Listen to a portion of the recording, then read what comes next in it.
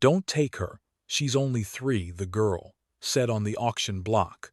Then a rancher stepped forward.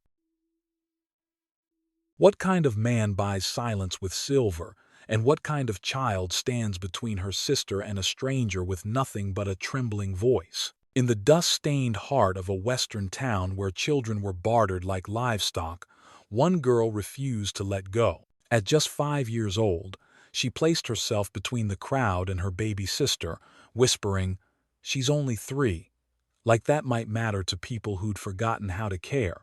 And just when the world seemed to move on without blinking, one man, quiet, weather-worn, and heavy with grief, stepped from the shadows and did something no one expected. This is not a tale of heroes in shining boots or laws written to protect the innocent. It's a story about a man who didn't flinch, and 2 girls who learned that love might come without explanation, but never without cost. Before we jump back in, tell us where you're watching from. And if you've ever believed that family can be forged not by blood, but by who stays when it matters most, stay with us.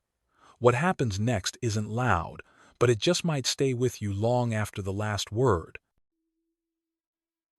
The cry that didn't belong there. The sun had no right shining that day. It didn't care what it fell on cracked lips, fly-bitten faces, or the dirt that clung to the hems of children lined up like livestock. The air didn't move much. Dust hung heavy, like judgment waiting for a final word. Near the end of the wooden auction block, barely visible behind taller boys with sharper elbows, stood a girl who looked no older than 5. She wasn't crying. She didn't flinch, but her hand was knotted tight around the wrist of a smaller child, a barefoot little thing with tangled hair, red knees, and tears that wouldn't stop coming. The younger one kept calling for Mama, over and over, like maybe if she said it enough, someone would remember. No one did. A sharp-voiced woman in a blue bonnet waved her hand like swatting flies. 2 girls. Healthy. The big one's got a temper, but she'll work once broken. The little one, quiet unless she's with the sister, ain't much use on her own. The auctioneer cleared his throat. "Turn around," he barked. The older girl did. The little one didn't. She buried her face in her sister's thigh, shaking hard. Then a man stepped forward from the crowd. Broad-chested, wide belt, hands like they'd seen bone and blood. He looked over the girls the way someone might look at a shelf in a store. "I'll take the older," he said. "Steps need scrubbin', don't need no cryin'." That's when the girl spoke. Her voice was dry, but it cut through. "She's only 3. It wasn't a plea. It wasn't even loud. But it hit like a match dropped in a dry barn. Some folks turned away. Others snorted, amused by the thought of a child thinking she had a say. The woman in the bonnet leaned down, grabbed the small one by the arm, and shoved her forward. She fell hard. Wood splinters kissed her skin. Her sobbing stopped not because it ended, but because it twisted into something higher, sharper, panic, the kind that doesn't care who's watching. The older girl dropped to her knees and threw her arms around her sister, as if she could wrap her up and hide her inside her ribcage. "Don't take her," she said again, this time softer, almost like an apology to the sky. "She's only 3. The crowd shifted, not out of mercy, but because something felt wrong. Like maybe this wasn't just a sale anymore. Maybe this was a line, and someone had stepped over it. That's when he appeared, not from the road, from the side, the shadows. No one saw where he came from, only that suddenly he was there, boots dust-worn, shirt the color of snow that's overstayed its welcome. He didn't announce himself, didn't carry a coin bag in his hand or a contract in his coat. He just knelt in the dust beside the little one, and she let him. She didn't scream, didn't cling tighter to her sister. She let her face fall into his collarbone like she'd been carried by him before, in some forgotten dream.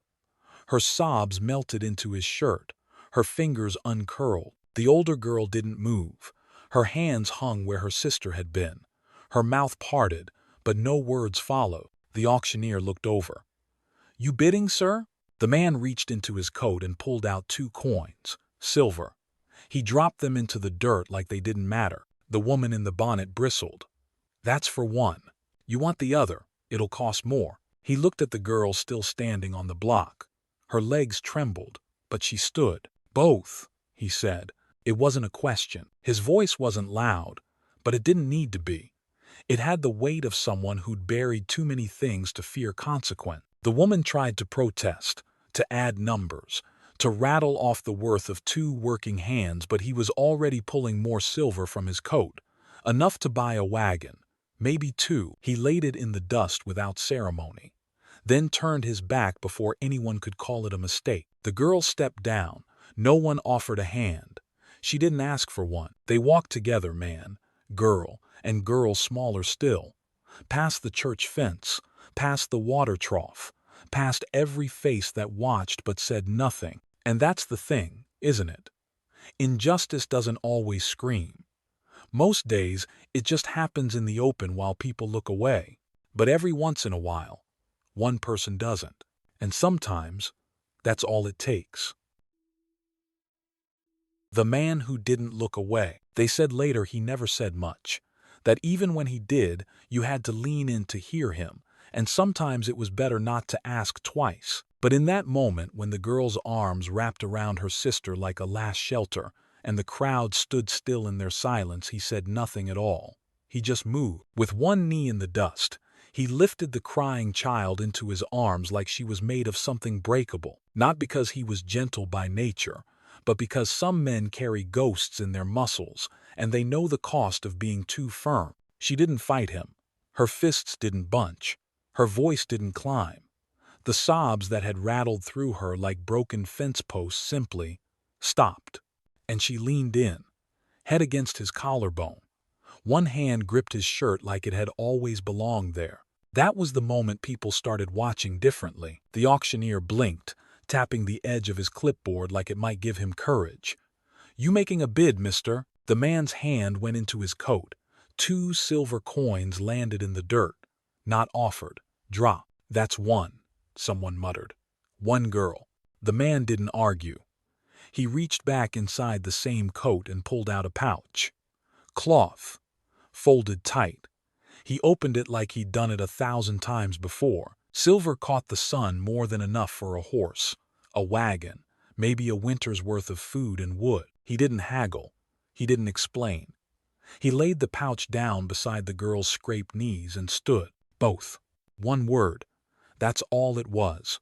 But it held a kind of gravity that makes people swallow their laughter. The woman in the bonnet tried to protest, to add terms, to suggest the older one was more trouble than worth, but no one was listening now. The man turned, the little one still in his arms, her thumb finding her mouth for the first time since her name had last been said by someone who meant it. And the older girl, she didn't move right away.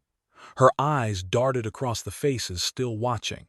The space between her and the man looked longer than it was. But then she stepped down from the block, knees knocking, and followed. She didn't fall, didn't look back. He didn't offer a hand. She didn't expect one. And just like that, a decision was made. Not a contract signed, not a promise spoken, but something older than law and weightier than paperwork passed between them. That's the thing with trust. It doesn't always arrive with permission or plan. Sometimes it walks in beside a stranger who doesn't flinch and settles itself into your chest before you can name it. Sometimes you follow because someone didn't look away, and that's enough to believe the road might lead somewhere softer. A cabin without a question. The cabin sat 2 miles out, where the dust thinned and the scrub grass began its quiet reclaiming of the land. It wasn't large, just wide enough for a man to stretch without touching a wall, tall enough for wind to rattle the eaves without singing straight through.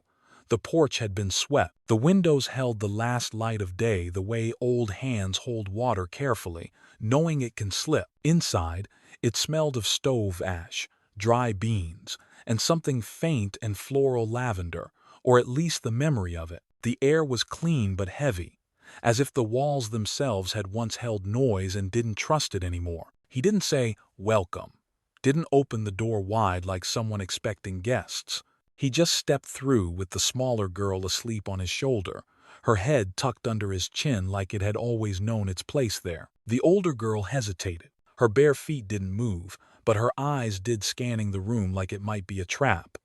Two carved chairs, a pot, long gone cold, a narrow bed, made but unkempt, like someone had tried to forget it needed tending. By the door, a pale blue coat hung from a single nail. Not his. He didn't explain. He carried the child to the bed, his bed, and laid her down. Her tiny hands curled near her chest. The blanket he pulled over her was worn at the corners, stitched through in places with mismatched thread, but it smelled of soap and something gentler. She didn't stir. The man stepped back and turned toward the shelf. He grabbed a piece of bread dry, browned at the edges, but still warm from a fire that had long since gone out, and held it out toward the girl. "You hungry?" That was all. 3 words. No more. She took it, with both hands, like it might disappear.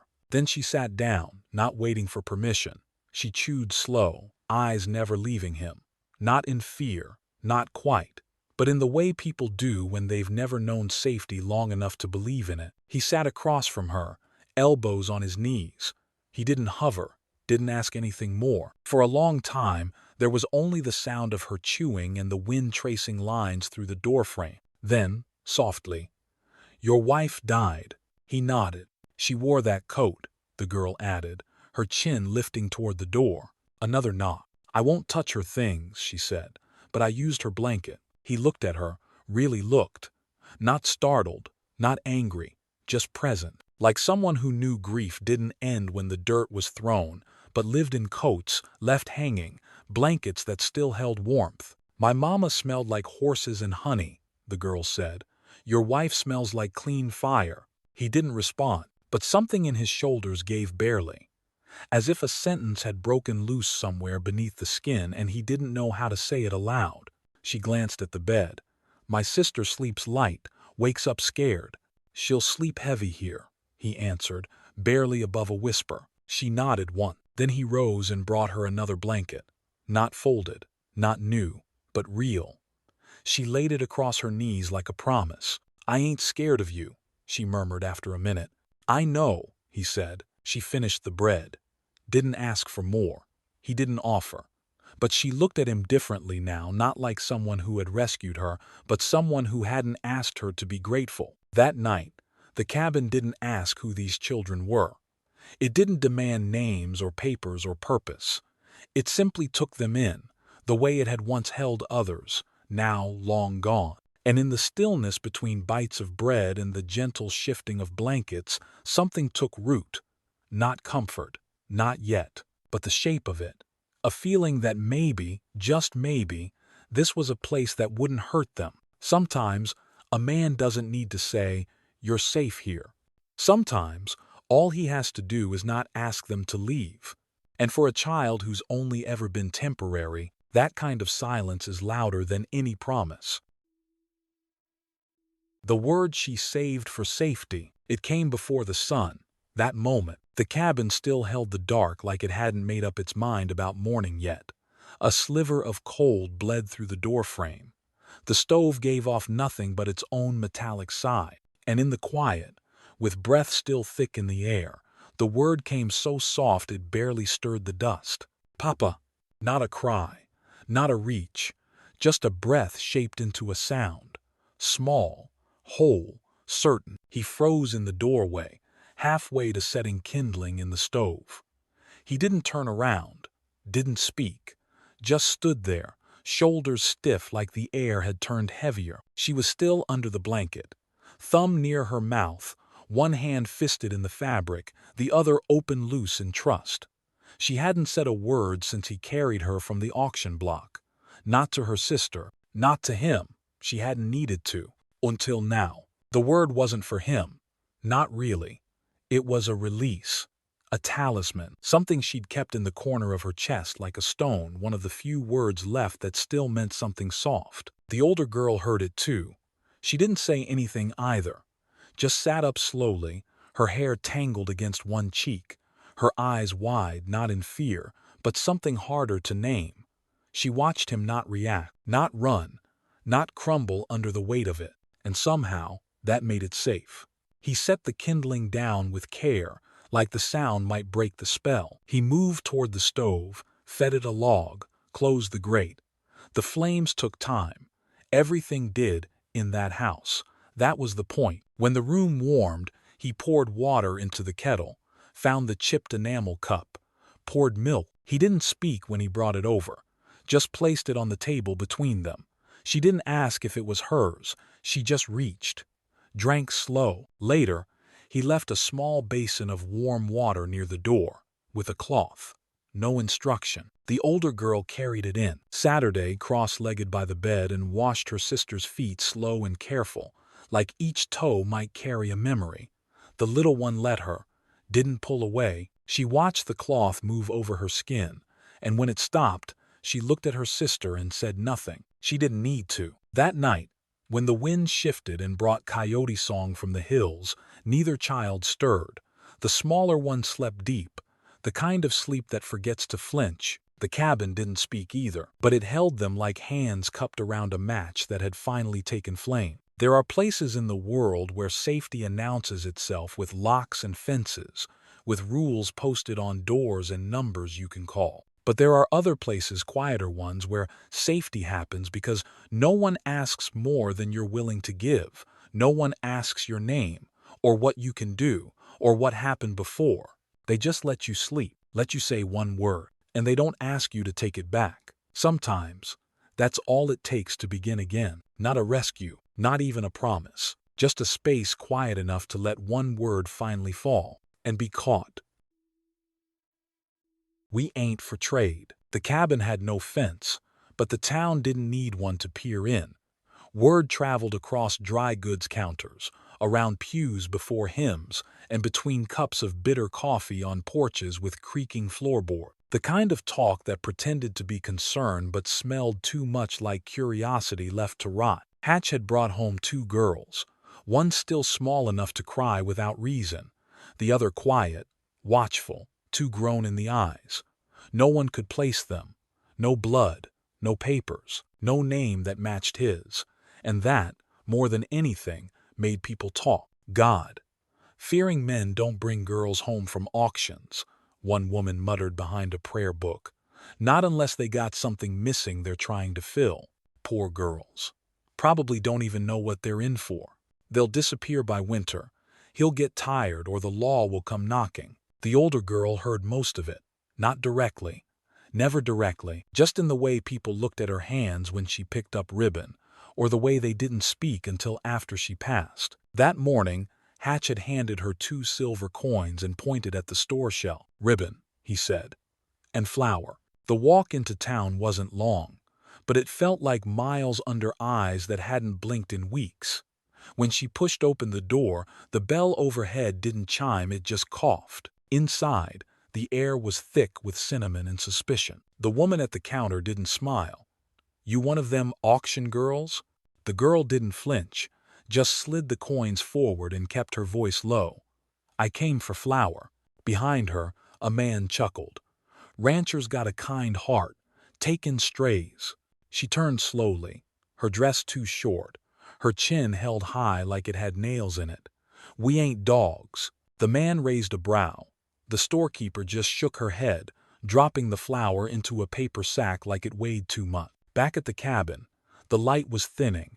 Hatch had cleaned the stove, oiled the hinges, and set a bowl of dry beans to soak. He didn't ask what took her long. She placed the bag down with more force than she meant to. "They talk about us." He kept wiping down the table. "They talk about you too." Still no response. They think you only brought us back 'cause you were lonely, or broken, or trying to fix something that can't be."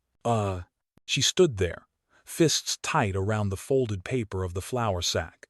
Then her voice cracked, not loud, but as if something inside her had dried too long to break clean. "They think we're charity." Hatch looked up. His hands were still, his eyes not soft, but clear. "Are you?" The girl blinked. He shook his head once. "No one here's for sale." She didn't nod, didn't cry. But something in her shoulders, stiff since the day she arrived, dropped half an inch. That night, she didn't eat fast. She took her time. Set the table the way she remembered her mother doing, knife close to the bowl, napkin folded not for show, but because care had a pattern. After supper, she pulled out the ribbon. It was sky blue, frayed at the ends. She tied it in her hair, not high, not bold, just close enough to keep her bangs from her eyes. She didn't ask if it looked all right. He didn't say that it did. But when she passed him on her way to bed, he touched the edge of the table once, firmly.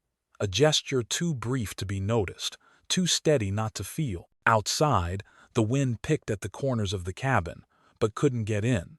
Inside, the girl climbed into bed beside her sister, the ribbon still in place. Sometimes, dignity doesn't come in grand declaration. Sometimes, it shows up in a store doorway, in a sentence said plain, "We ain't for trade." Oh.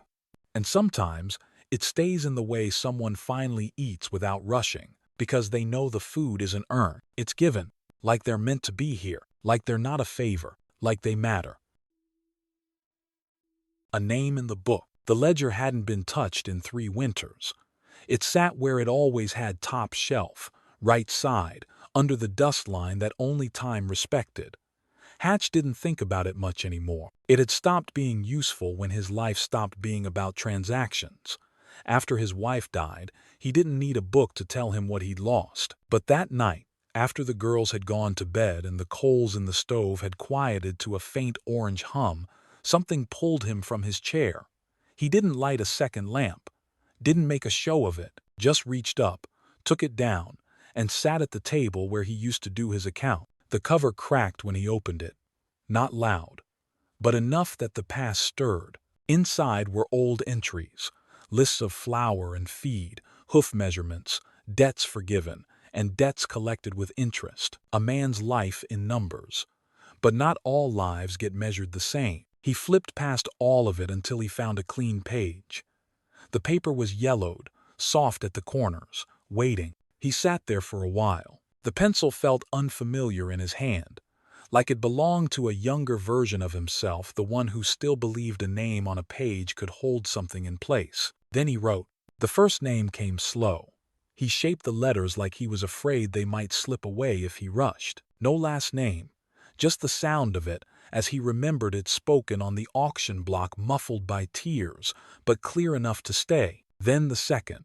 Smaller letters, softer. He stared at them. 2 names, not girls, not property, not burden. People. He closed the book carefully, like it might bruise if he snapped it shut. Then he placed it back on the shelf without a word. What he didn't know, what he couldn't have, was that the older girl had seen. She hadn't meant to. She'd come into the hall for water. But when she heard nothing from the fire and saw the faint gold curve of lamplight under the door, she'd paused, peeked, and saw him right. She didn't speak, didn't gasp or step back, just stood there, one hand on the doorframe, her breath held like it might vanish the moment. He never looked up, but she had the quiet sense that he knew. Back in bed, she slid under the quilt beside her sister and lay still. Most nights, she slept with her arm across her chest, guarding her breath, her bones, something older than fear. But that night, she let both hands fall loose at her side. Sleep came slow, but it came without armor. In the morning, nothing was said. The book was back where it had always been. He boiled coffee. She swept the porch. The little one followed a moth with her eyes until it disappeared behind a beam. But something had shifted. Because in a world where children are sold with numbers and weighed by their ability to carry water or keep quiet, someone had written her name down not for what she could do but because she existed, and that was enough. Sometimes, being seen doesn't mean standing in the spotlight. It means knowing that, somewhere, in a room with only one lamp and a man who rarely speaks, you were written, without condition, without expectation, just written. And maybe no one else will ever read it, but you will remember. You were placed. You were kept. You were named. The fire wasn't warm enough. The first letter arrived folded clean, sealed in wax, and delivered without a knock. It carried no warmth, no grace, just language dressed up to sound polite. Words like arrangements, concerns, appropriate supervision. No accusations, but sentences sharp enough to cut if you read them twice. Hatch, read it once. Then again, not because he needed to understand it better, but because something in the way it spoke about the girls made his skin itch like they were logistics, not lives. He slid it behind the stove, between iron and wood, where no flame touched. Not to destroy it, just to tuck it where things go when they don't deserve to be answered. The fire was low that day, the kind that glowed more than it burned. He didn't add wood, just sat beside it, hands empty, as the coals flickered like they knew they couldn't do enough. The girls felt it too. The younger one grew quieter than usual, if that was even possible. She followed her sister step for step, never out of reach. The older one, though, she noticed everything.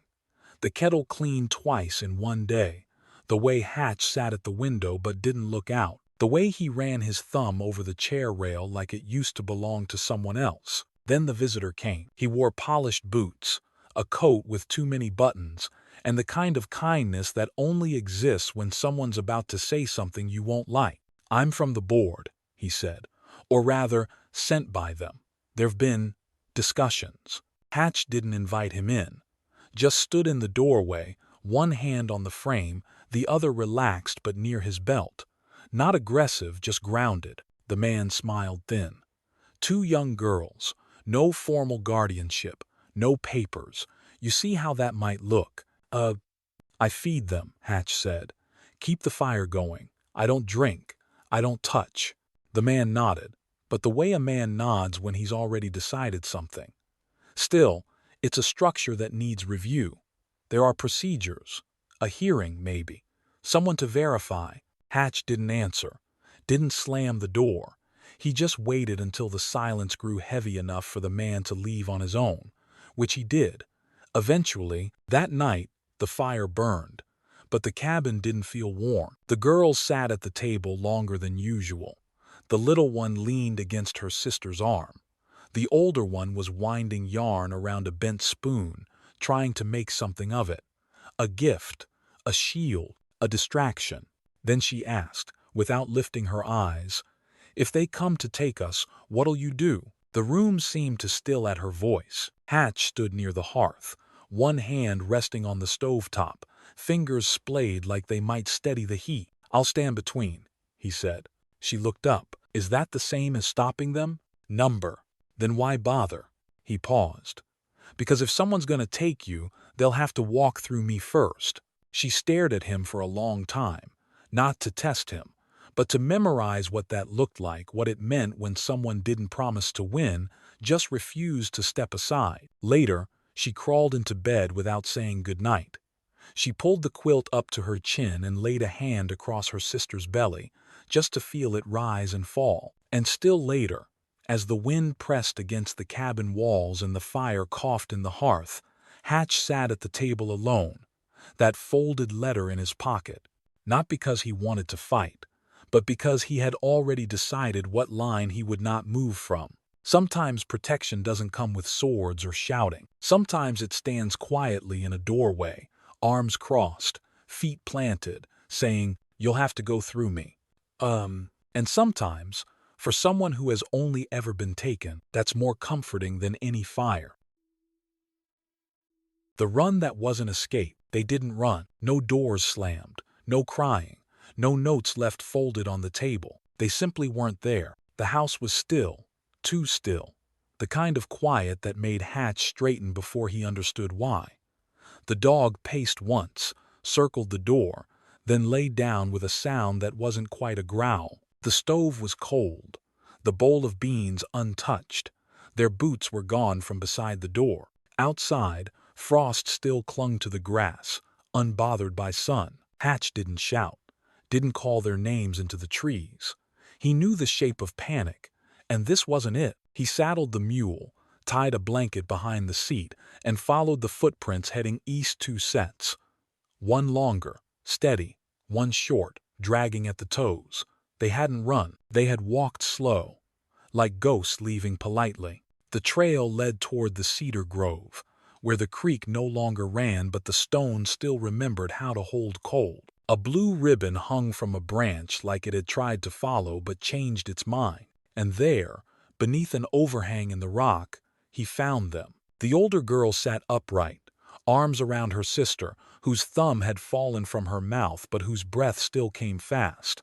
Her eyes were open, but not looking. The girl didn't flinch at the sight of Hatch, didn't move. She just dropped her gaze.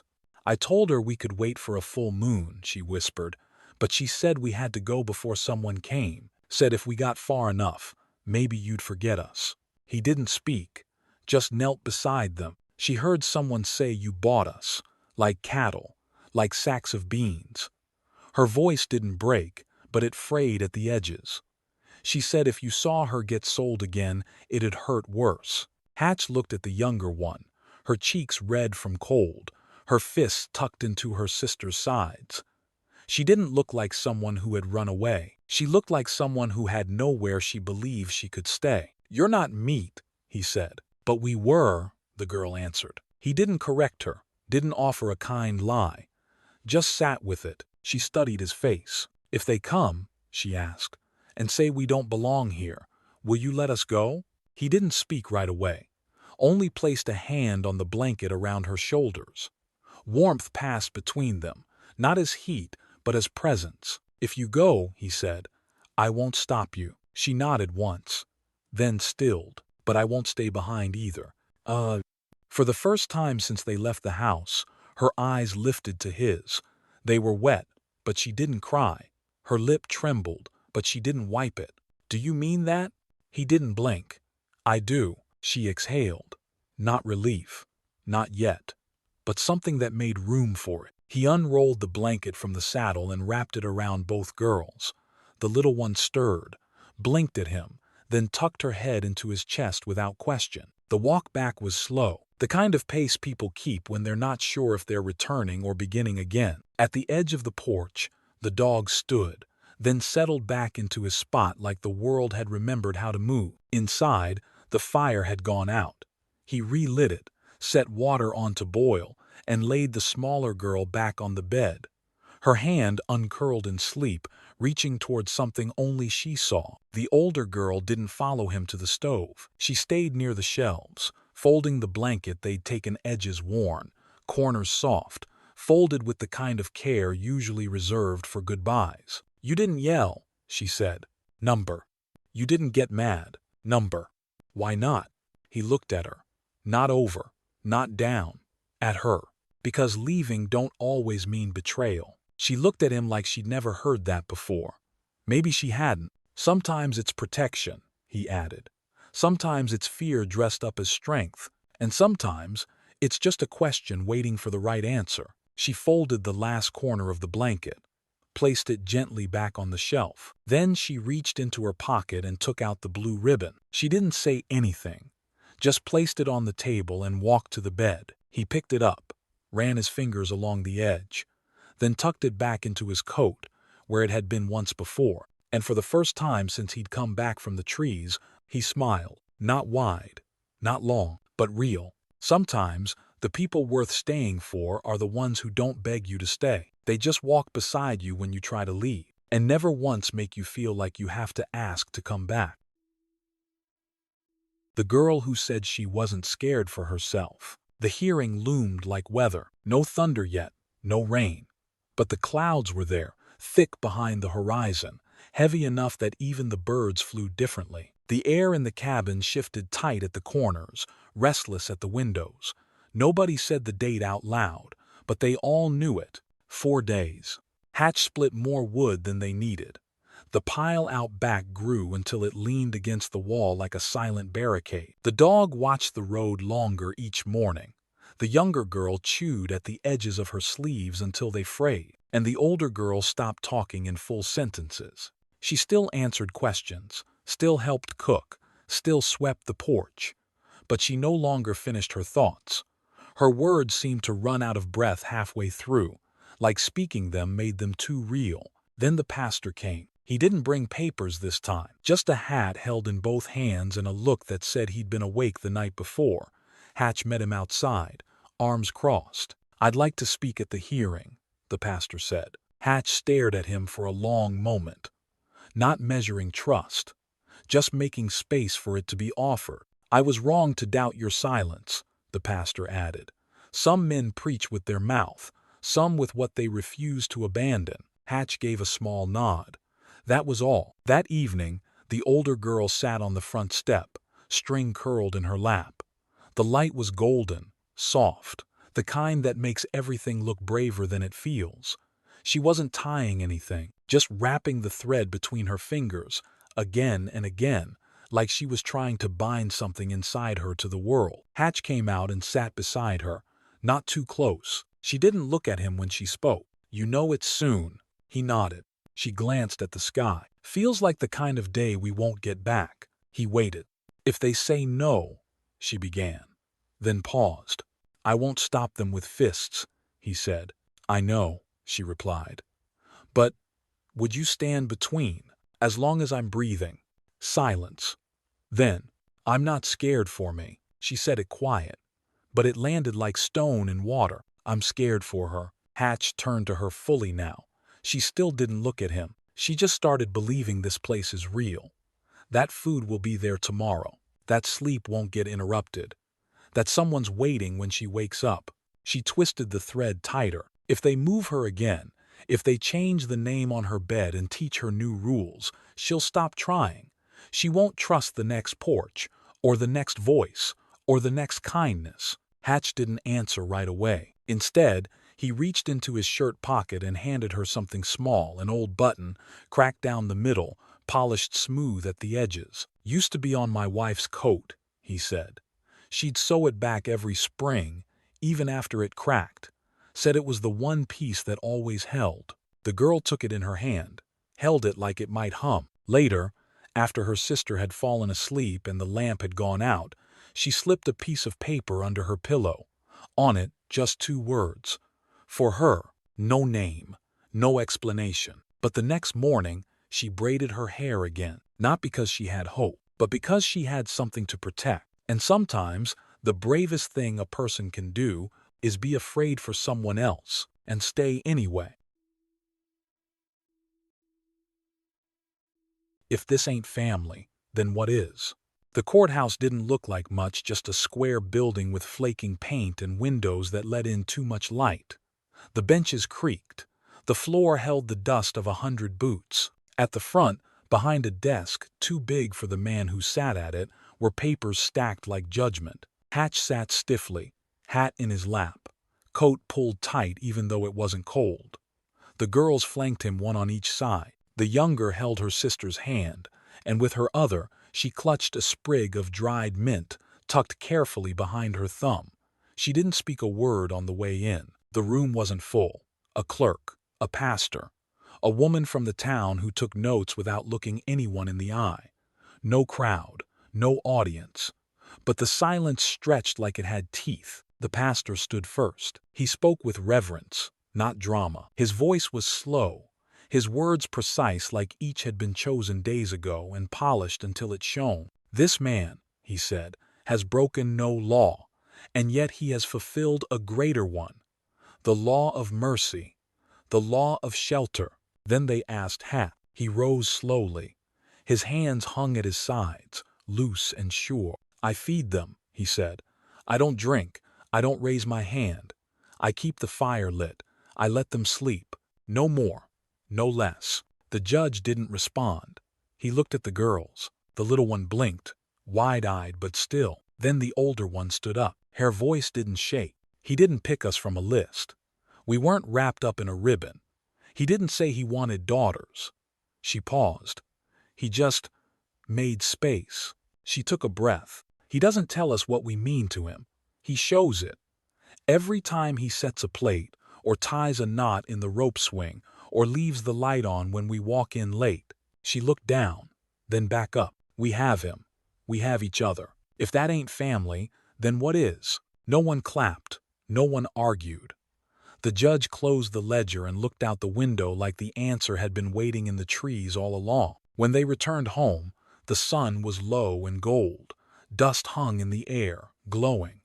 The wind didn't bite, it brushed against their sleeves like it had learned to be gentle. Inside, the little girl sat at the table and began to draw. 3 figures, a tall one with a long coat, a smaller one with a long braid, and herself, standing in the middle, arms stretched wide and a crown perched on her head. "Why the crown?" her sister asked. The little one didn't stop coloring. "Because I'm safe now," she said. "Safe people get to wear crowns." That night, after they had eaten stew too thick and bread too soft, Hatch found a small parcel under his pillow. No card, no tag, just brown paper and a loop of thread. Inside, a thin chain of leather, and a small wooden pendant hand-carved, rough at the edges. He opened it. Inside, pressed flat and fragrant, was a dried sprig of mint. He held it in both hands like it might crack if he breathed too hard. He didn't ask where it came from. He didn't need to. Some families start with signatures, others with shared names, bloodlines, or portraits on mantles. But some quiet ones begin in the small things. A seat kept warm, a blanket mended, a word whispered once and remembered forever.